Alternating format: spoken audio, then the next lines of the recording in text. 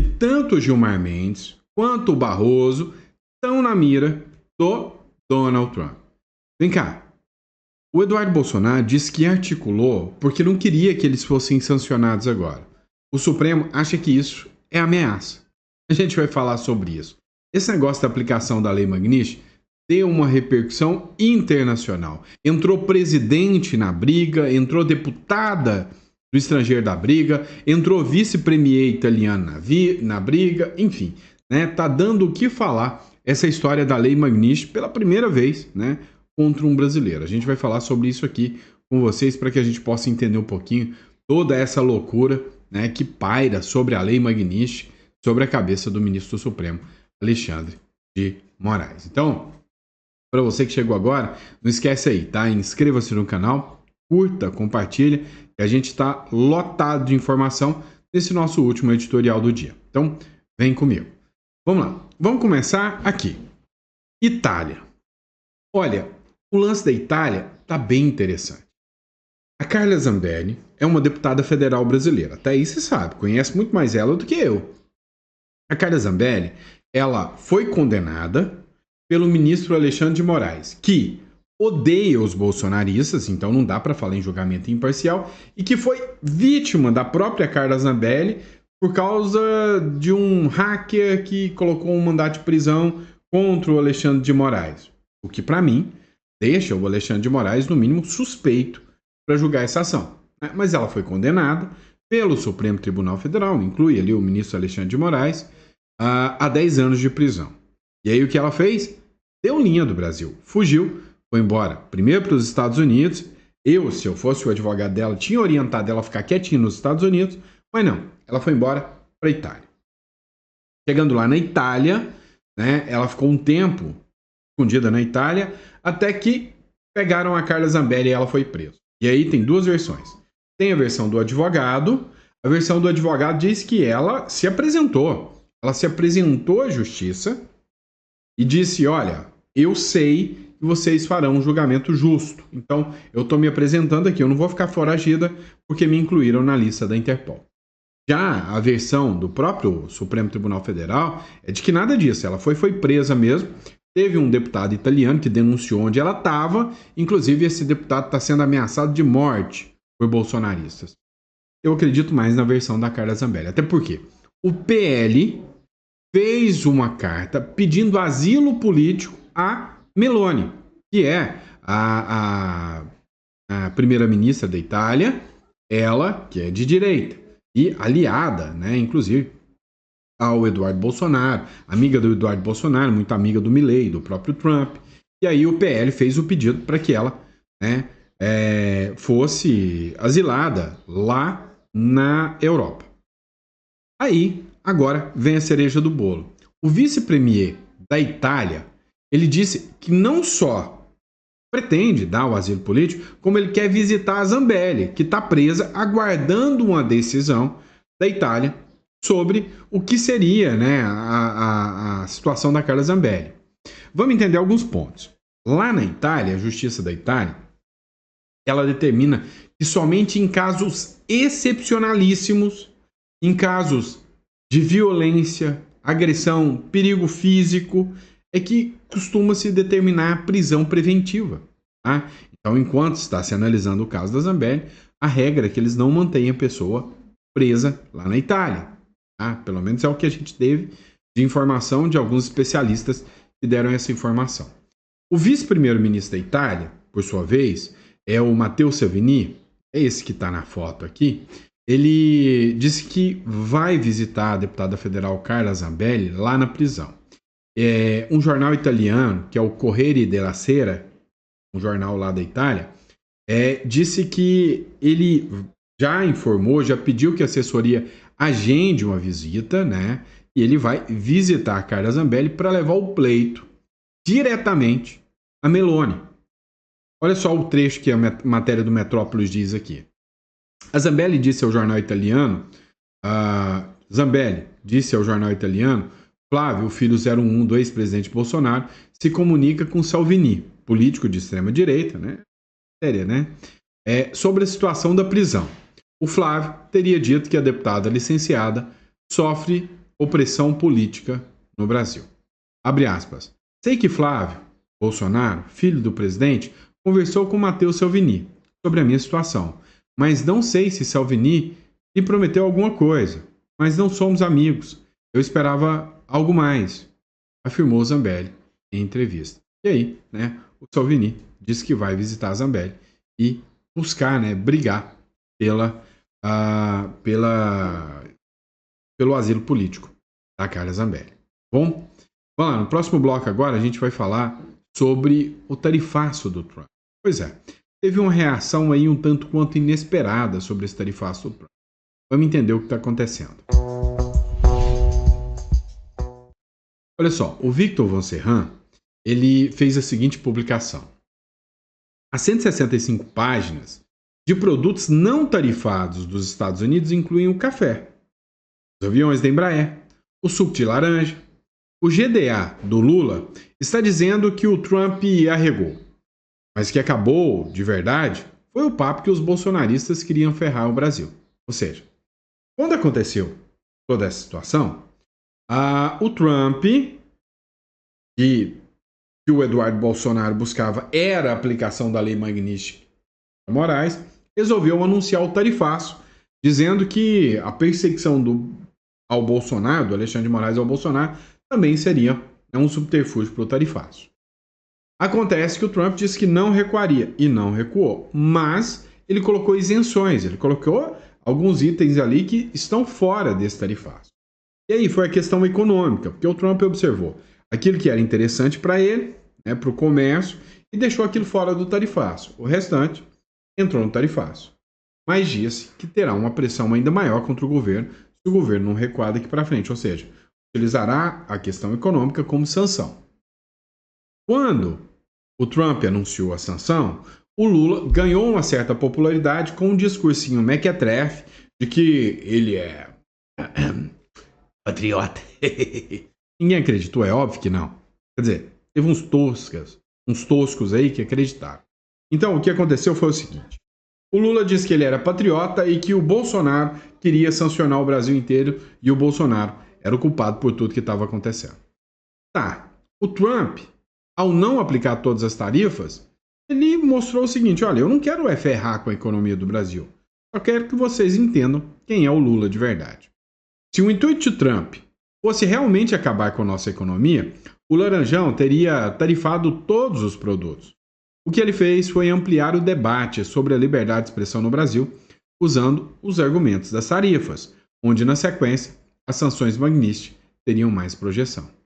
E aí, ele ainda continua. Como os esquerdistas vão dizer agora que os bolsonaristas articularam contra o país, e o país em si não foi tão prejudicado. Claro que os americanos também levaram em consideração os produtos onde teriam vantagem comercial. Isso faz parte da estratégia de Trump para não ser cobrado por empresas americanas que teriam prejuízo com 50% para todos os produtos. Ou seja, teria empresa americana que ia ser prejudicada também. Como, por exemplo, importadoras que importam os produtos brasileiros para depois revender, teriam um problema também. No fim, o alvo sempre foi Moraes e aliados. E para esses, a Magnitsky ainda vai correr solto. Então, resumindo, o início, o start de tudo era o Eduardo Bolsonaro buscando a aplicação da Lei Magnitsky contra os ministros do Supremo Tribunal Federal. E o que aconteceu foi o seguinte, veio um tarifaço. E neste tarifaço, todo mundo, né, entrou em desespero. A turma do Lula falou que era culpa do Eduardo Bolsonaro, mas depois, né, ficou muito bem provado que o Eduardo Bolsonaro não buscava tarifaço ao Brasil. Buscava Magnitsky. Agora, depois do tarifaço, o Lula entendeu que precisa baixar a bola, até a UOL, um monte da turma que estava no barco do Lula começou a pular fora. Matéria do Igor Gadelha. Após tarifaço light, Lula modula tom e foca em conseguir mais exceções. Tá, o Donald Trump deu 700 exceções, né, para que os produtos possam, né, entrar em diálogo. Mas é o seguinte, olha, eu estou te dando essas exceções aqui, mas é bom você maneirar o tom, senão a gente tira essas exceções. Ou seja, o Trump mostrou que ele está disposto a aplicar sanções, sim.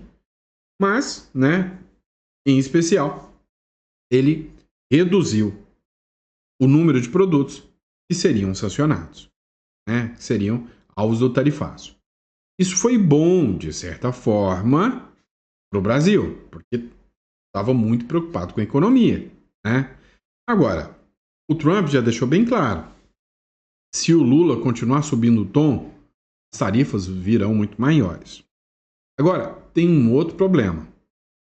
Além dessas tarifas, que são econômicas, e aí um dos motivos do próprio Trump ter colocado exceções é a questão econômica, porque tarifa não é sanção, em regra não. Então tem a questão econômica também. O Trump preocupou nas empresas americanas. Agora tem uma que vem não como questão econômica, mas vem como sanção mesmo, que é a que vem da OTAN, onde todos os países da OTAN têm que aplicar tarifas que podem chegar de 100% a 500% contra o Brasil, por causa do Lula estar comprando petróleo russo. Então, assim, nós ainda não estamos livres do perigo. De certa forma, o Trump já anunciou que vai continuar aumentando a pressão até o Lula cair. E aí teve um ponto interessante, né? Todo mundo fica abusando, principalmente a turma da esquerda, que o Eduardo Bolsonaro não fez nada. Ah, o Eduardo Bolsonaro era um bravateiro. Agora não. Agora o discurso é que o Eduardo Bolsonaro ganhou poder demais. Eles estão morrendo de preocupação com isso. Olha só, matéria do Globo, da Bela Megali, gesto de Eduardo Bolsonaro para Barroso e Gilmar é visto no STF como uma ameaça. Olha como que os caras conseguem deturpar as coisas. O Barroso e o Gilmar Mendes não foram sancionados, mas são os dois próximos que estão na lista. E o Barroso tem muito a perder. Muito. O que acontece? O Eduardo Bolsonaro, segundo a Bela Megali, disse, olha, eu articulei para que primeiro viessem as sanções amorais, é o que o Marco Rubio anunciou, viessem amorais, e desse tempo para os demais, ou o pé no freio, voltar atrás. Então, por hora, Gilmar Mendes e também o Barroso não foram sancionados. Mas se não voltarem atrás, o próprio Eduardo Bolsonaro disse que vai articular para que eles sejam sancionados. E aí o Gilmar Mendes e o Barroso encararam isso como uma ameaça do Eduardo Bolsonaro. Agora, tem outro ponto. Vamos falar da Lei Magnitsky. Na Lei Magnitsky, o Lula teve ontem uma reunião com o Zanin, né? E se eu não me engano também com o Flávio Dino. E hoje ele teve uma reunião, convocou os 11 ministros do STF para ter uma reunião para ver como reagiria a Lei Magnitsky. A revista Oeste informou para a gente o seguinte, o governo Lula articula reação judicial nos Estados Unidos depois de sanção de Moraes contra Trump. Segundo essa matéria aqui, o governo do Trump quer entrar com ação, o governo do Lula, perdão, quer entrar com ação lá no judiciário americano para que as tarifas sejam removidas.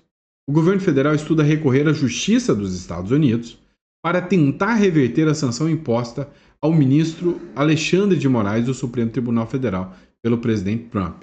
A resposta em construção envolve a contratação de advogados especializados em disputas internacionais e a mobilização da Advocacia Geral da União e do próprio Itamaraty. Ou seja, o Lula, né, deve muito ao ministro Alexandre de Moraes. Então o Lula terá que mover agora mundos e fundos para proteger o ministro Alexandre de Moraes contra a Lei Magnitsky. E a aplicação da Lei Magnitsky, essa deu o que falar. Deu conflito até na Colômbia por causa do Alexandre de Moraes. Vou te mostrar no próximo bloco.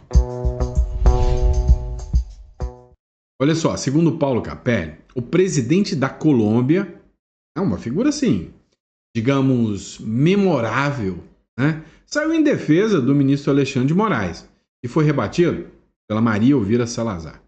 O Gustavo Petro, que é o presidente da Colômbia, ele fez uma publicação em defesa do ministro Alexandre de Moraes sobre a aplicação da Lei Magnitsky. Para o Petro, as sanções impostas ao magistrado violam a Convenção Americana de Direitos Humanos. Abre aspas. Convido os melhores juristas da América Latina a redigir a respectiva ação, Estados Unidos, Colômbia e a maioria das nações da América nos comprometemos a assinar a Convenção Americana de Direitos Humanos. Quer o governo dos Estados Unidos rompê-la unilateralmente, escreveu o mandatário no Artigo X. Ou seja, ele falou que, ora, nós assinamos a Convenção de Direitos Humanos e o Donald Trump é quem está violando a Convenção de Direitos Humanos, indo contra o Alexandre de Moraes. A Salazar, Maria Elvira Salazar, por sua vez, acusou o presidente colombiano de conivência com abusos. Abre aspas. Petro tem instintos tão autoritários que lhe parece normal que Alexandre de Moraes censure redes, prenda opositores e pise em liberdades.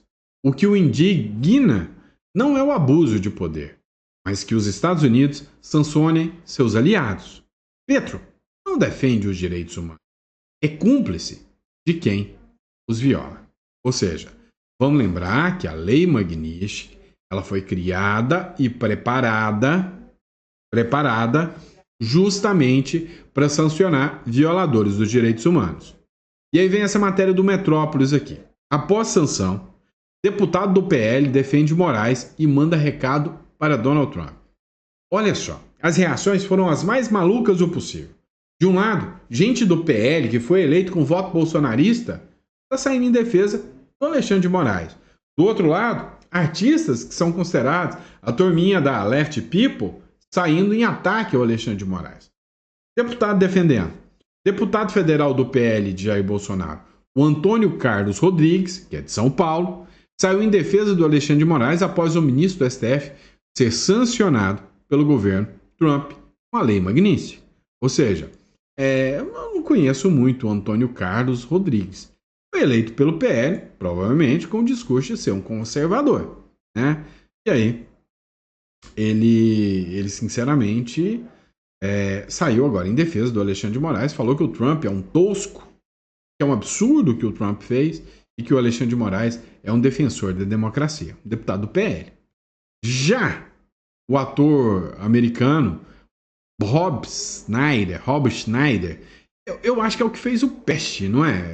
Eu conheço pouco disso, mas eu acho que é aquele que fez o Peste, o Rob Schneider, né?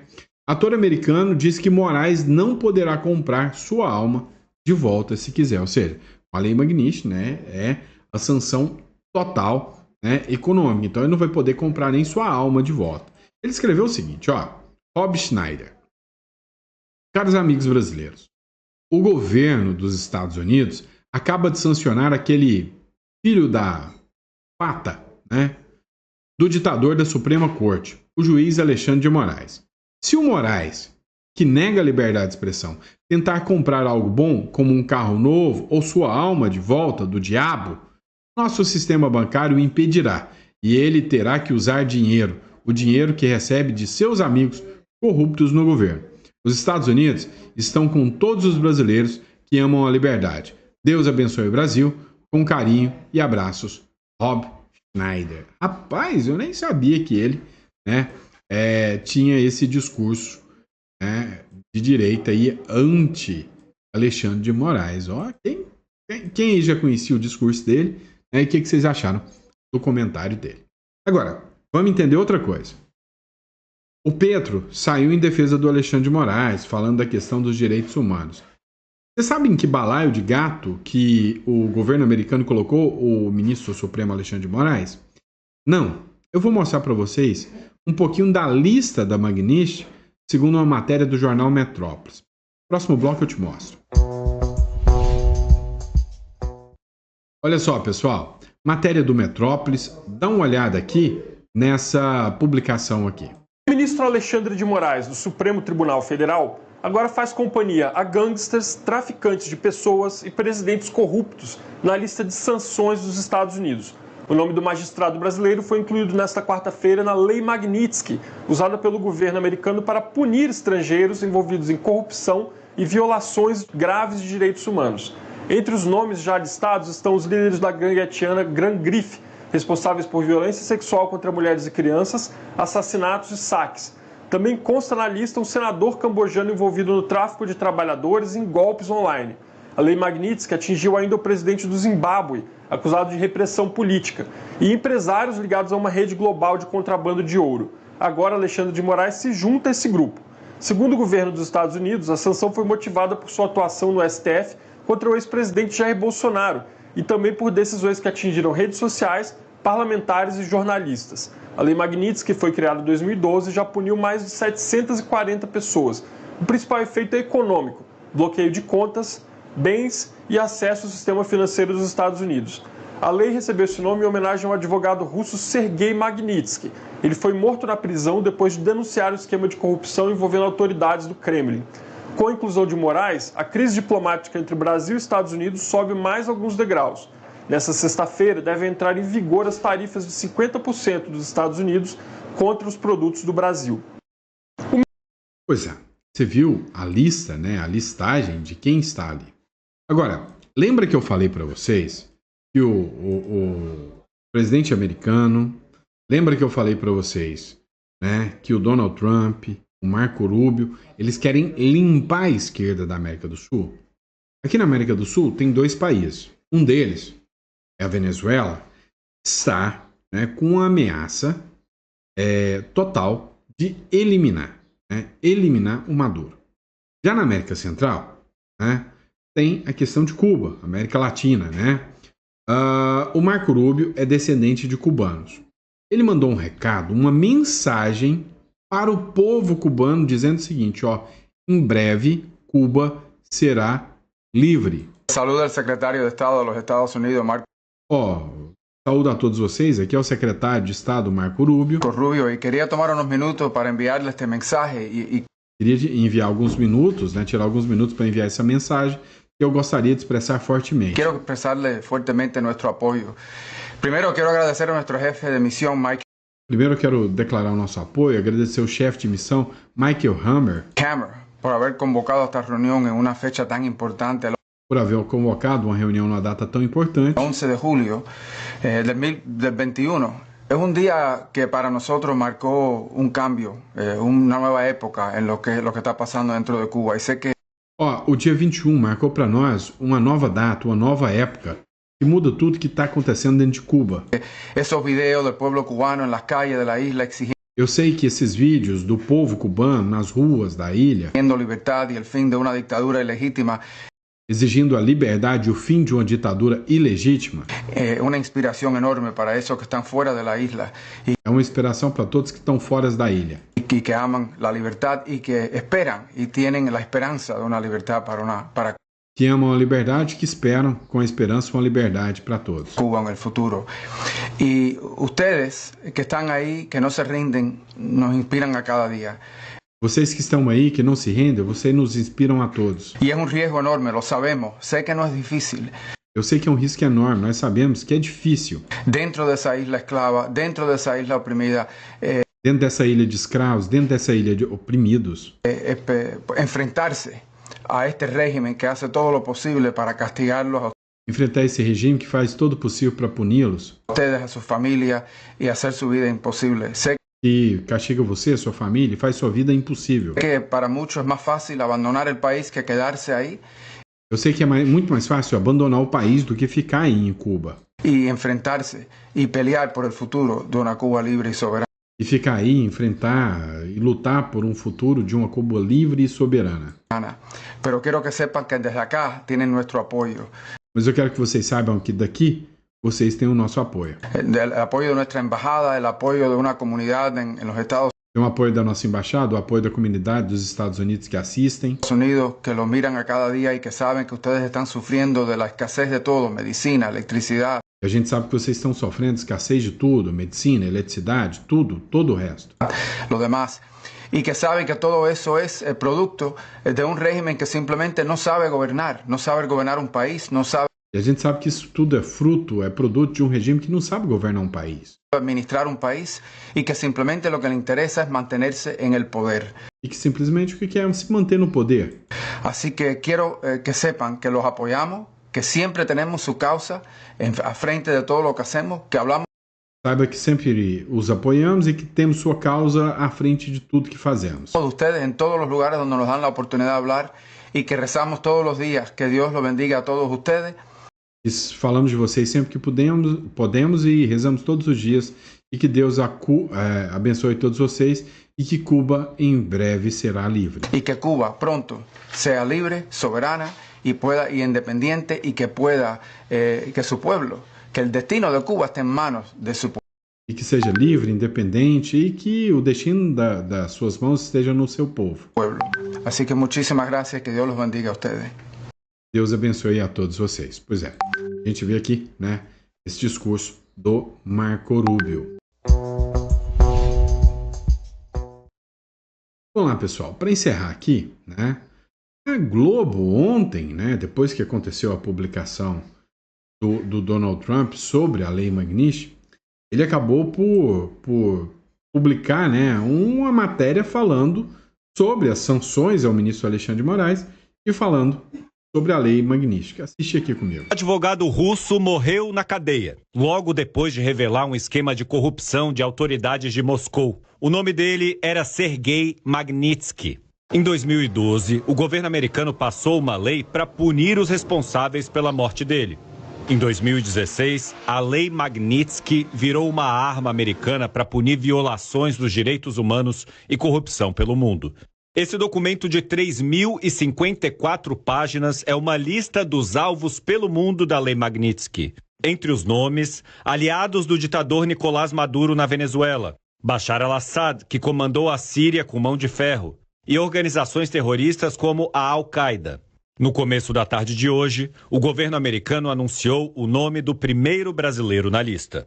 O Gabinete de Controle de Ativos Estrangeiros do Departamento do Tesouro dos Estados Unidos está sancionando o ministro do Supremo Tribunal Federal, Alexandre de Moraes. O secretário do Tesouro, Scott Bessent, voltou a fazer acusações contra Moraes. Usou expressões como caça às bruxas e fez críticas à ação penal contra Jair Bolsonaro por tentativa de golpe de Estado. Na sequência, o documento explica quais são as sanções a Moraes. Todos os bens e participações em bens de Moraes que estejam nos Estados Unidos ou em posse ou controle de americanos ficam bloqueados. Moraes também não poderá fazer qualquer transação com empresas ou bancos americanos. O professor de Direito da Universidade Columbia, Scott Anderson, afirma que qualquer instituição financeira americana que autorizar Moraes a usar seus serviços pode ser penalizada civil ou criminalmente nos Estados Unidos. E por isso, ele deve perder acesso aos principais cartões de crédito porque eles têm bandeira americana. Segundo o professor, o alcance das sanções não é totalmente claro, o que já provocou uma série de contestações na justiça.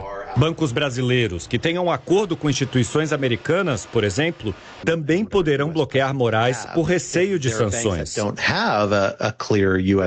Moraes também fica proibido de entrar em território americano.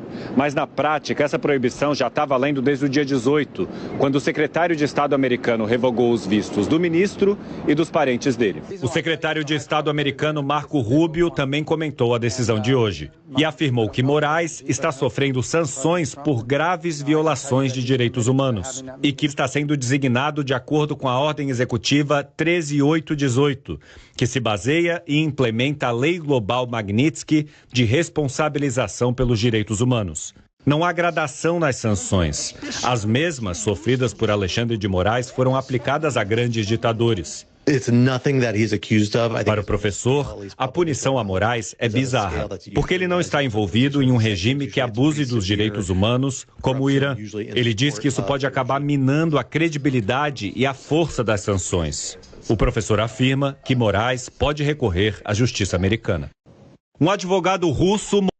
Pois é, então justifica aqui, né, a ação do próprio ministro Alexandre de Moraes, que vai, né, recorrer a justiça americana. Vocês viram, né, o nível da matéria que foi exposta pela Rede Globo, né? E aí, qual o seu posicionamento sobre isso? Coloca no comentário. E para você que ficou até aqui, muito obrigado pela confiança, pela credibilidade. Pessoal, só lembrando a vocês, nossa especialidade, tá? Eu sou advogado tributarista, E sou um consultor financeiro também. Então, se você tem dúvidas sobre como constituir um holding, uma offshore, se você quer entender como ter uma conta em dólar, estruturar, padronizar uma forma de investir fora do Brasil, eis que me coloca à disposição. Está aqui na descrição o link do nosso escritório. Bom, grande abraço, fica com Deus e eu vejo vocês amanhã de manhã em mais um editorial.